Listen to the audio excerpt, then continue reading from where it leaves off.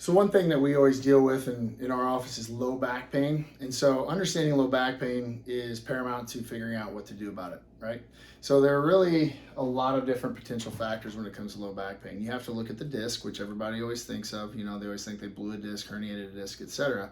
Also, too, what you have to understand, there are a lot of articulations within the lumbar spine, within the spine in general, but each motor segment, which is going to be each individual, like how a vertebra interacts with the next vertebra above and below it, there's going to be multiple segments that these vertebrae can generate pain.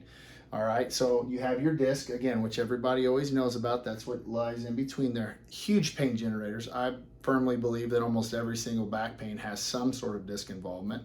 Um, it may not be a primary cause, it could be a secondary or whatever, but I think that honestly, I don't know how you'll have major contributors and minor contributors, honestly, but if it doesn't move right, the entire joint is affected, correct? You know what I mean? So then you have your facet joints. Your facet joints, you have superior and inferior facet joints, and you have a right and left. And so of both of those, so you have two above and two below, that you're going to have two potential articulations, not potentially, you have two articulations above, two more, and two more below. So there's two more ways that these vertebrae can interact with other moving segments within the spine and cause pain. And so you have to look at these facets. I feel like this is one of the most forgotten, or people don't even really know that it exists. When they think of the spine, they think of the spine like this, like a body and the body of the vertebra and a disc, the body and a disc, the body and a disc.